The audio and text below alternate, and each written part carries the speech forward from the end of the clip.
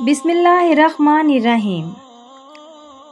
اللہ تعالیٰ نے بنی نوح انسان کی رہنمائی کے لیے کم و بیش 1,24,000 انبیاء علیہ السلام کو پیدا فرمایا۔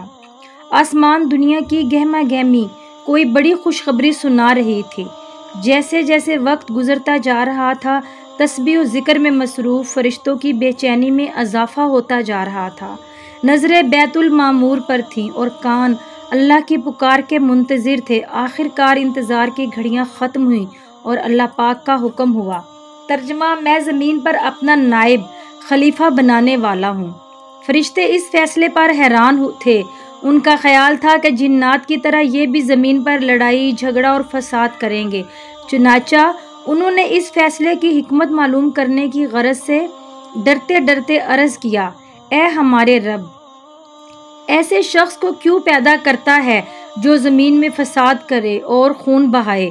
اور ہم تیری تسبیح و حمد اور پاکیزگی بیان کرنے والے ہیں۔ اللہ تعالیٰ نے فرمایا: جو میں جانتا ہوں تم نہیں جانتے۔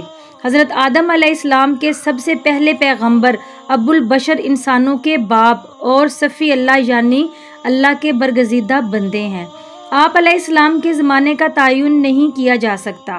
تمام آسمانی کتابوں کے ماننے والوں کا عقیدہ ہے کہ اس روئے زمین پر اللہ تعالیٰ نے حضرت آدم علیہ السلام کو پیدا کیا۔ حضرت آدم علیہ السلام کی پیدائش کا واقعہ کچھ یوں ہے: اللہ تعالیٰ نے تمام زمین میں سے ایک مٹھی مٹی لے کر حضرت آدم علیہ السلام کو بنایا۔ اس لیے زمین کے لحاظ سے لوگ سرخ، سفید، سیاہ اور درمیانے درجے میں ہیں۔ اسی طرح اچھے، برے، نرم اور سخت طبیعت والے اور کچھ درمیانے درجے کے پیدا ہوئے۔ روایت: حضرت ابو موسیٰ اشعری: اللہ تعالیٰ نے حضرت جبرائیل علیہ السلام کو زمین میں مٹی لانے کے لیے بھیجا تو زمین نے عرض کی کہ میں تجھ سے اللہ کی پناہ میں آتی ہوں کہ تو مجھ سے کوئی کمی کرے یا مجھے عیب ناک کر دے۔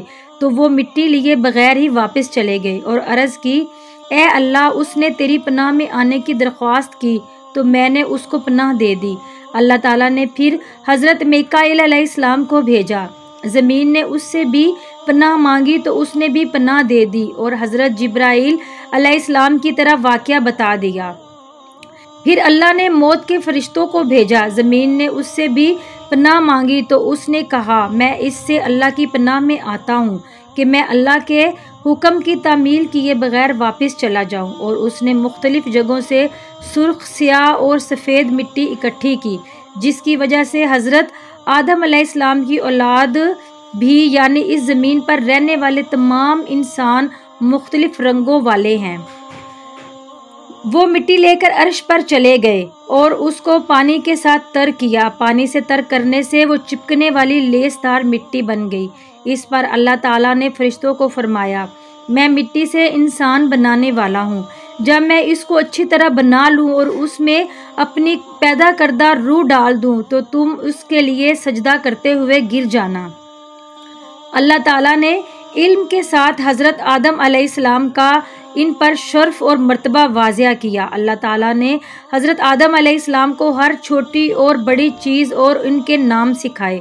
حضرت انس بن مالک رضی اللہ تعالیٰ عنہ نے رسول اللہ صلی اللہ علیہ وآلہ وسلم سے روایت کرتے ہوئے فرمایا: قیامت کے دن ایمان والے اکٹھے ہوں گے اور کہیں گے: کاش ہم اپنے رب کے پاس سفارش کرنے والا طلب کریں۔ پھر وہ حضرت آدم علیہ السلام کے پاس آئیں گے اور کہیں گے: اے آدم، آپ ہمارے باپ ہیں۔ اللہ نے آپ کو اپنے ہاتھ سے بنایا، فرشتوں سے آپ کو سجدہ کرایا اور آپ کو ہر چیز کے نام سکھائے۔ اللہ سے ہماری شفاعت کروائیں۔ حضرت حسن بصری نے کہا: جب اللہ نے حضرت آدم علیہ السلام کو پیدا کرنے کا ارادہ کیا تو فرشتوں نے کہا: اللہ جو مخلوق بھی پیدا کرے گا ہمارا علم اس سے زیادہ ہوگا۔ اس بات کی وجہ سے اللہ نے ان کو آزمائش میں ڈال دیا اور فرمایا کہ اگر تم اپنی اس بات میں سچے ہو تو ان چیزوں کے نام بتاؤ۔ یہ حضرت آدم علیہ السلام کا بہت بڑا شرف ہے کہ اللہ نے اس کو اپنے ہاتھ سے پیدا کیا اور اس میں روح پھونکی، جسے اللہ نے فرمایا کہ میں جب اس کو اچھی طرح بنا لوں اور اس میں اپنی روح ڈال دوں تو تم سجدہ کرتے ہوئے گر جانا۔ اس جگہ حضرت آدم علیہ السلام کو شرف و مرتبہ 4 لحاظ سے ظاہر ہو رہا ہے۔ اللہ تعالیٰ نے ان کو اپنے ہاتھ سے بنایا، نمبر 2 ان میں اپنی روح ڈالی، نمبر 3 فرشتوں کو اسے سجدہ کرنے کا حکم دیا، اور نمبر 4 ان کو تمام اشیاء کے نام بتائے۔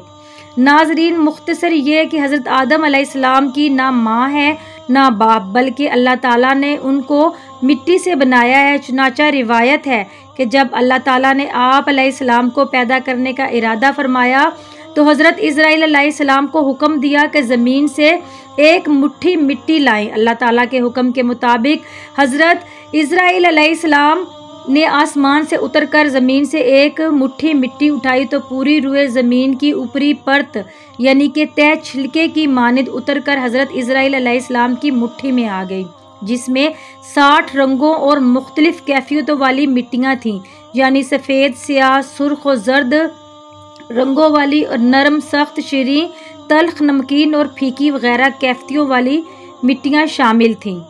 پھر اس مٹی کو مختلف پانیوں سے گوندنے کا حکم فرمایا، چنانچہ ایک مدت کے بعد یہ چپکنے والی مٹی بن گئی۔ پھر ایک مدت تک یہ گوندی گئی تو کیچڑ کی طرح بودار گاڑا بن گئی۔ پھر یہ خشک ہو کر کھنکھناتی اور بجتی ہوئی مٹی بن گئی۔ پھر اس مٹی سے حضرت آدم علیہ السلام کا پتلا بنا کر جنت کے دروازے پر رکھ دیا گیا، جس کو دیکھ کر فرشتے حیران ہوتے تھے، کیونکہ فرشتوں نے ایسی شکل و صورت کی کوئی مخلوق کبھی دیکھی ہی نہیں تھی۔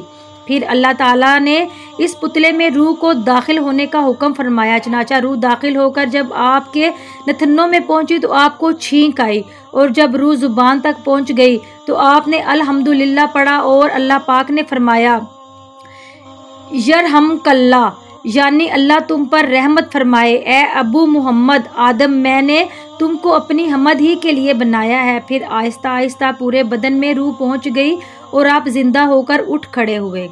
آپ نے 960 برس کی عمر پائی، اور بوقت وفات آپ کی اولاد کی تعداد 1,00,000 ہو چکی تھی، جنہوں نے طرح طرح کی صنعتوں اور عمارتوں سے زمین کو آباد کیا۔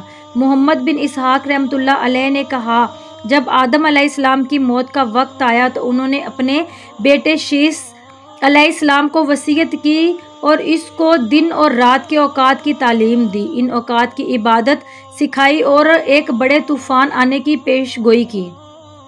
جب آدم علیہ السلام فوت ہوئے وہ جمعہ کا دن تھا، فرشتے ان کے پاس حنوت نامی خوشبو لائے اور اللہ کی طرف سے جنت سے کفن مہیا کیا گیا، اور ان کے بیٹے اور وصی شیث علیہ السلام سے تعزیت کی۔ حضرت ابی بن کعب سے روایت ہے کہ جب آدم علیہ السلام کی موت کا وقت قریب آیا تو انہوں نے اپنے بیٹوں کو کہا، اے میرے بیٹو، میں جنت کا پھل کھانا چاہتا ہوں۔ وہ ان کے لیے پھل لینے گئے تو فرشتے ان کے سامنے آئے، ان کے ساتھ کفن اور حنوت نامی خوشبو لگائی، ساتھ ہی کلہاڑیاں، بیلچی اور ٹوکریاں تھیں۔ انہوں نے پوچھا، اے آدم کے بیٹو، کہاں کا ارادہ ہے؟ کیا تلاش کر رہے ہو؟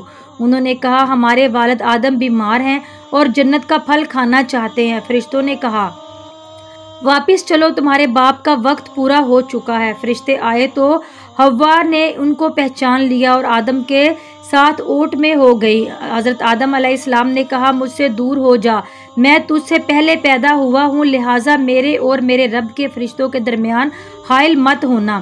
فرشتوں نے ان کی روح قبض کی، ان کو کفن پہنایا، خوشبو لگائی، ان کے لیے گڑھا کھودا، ان کی قبر بنائی، ان کی نماز جنازہ پڑھی، پھر ان کو قبر میں اتار دیا گیا، قبر میں رکھ کر اوپر سے مٹی ڈالی اور کہا، اے آدم کے بیٹو، میت کو دفنانے کا یہی طریقہ ہے۔ اللہ پاک ہمیں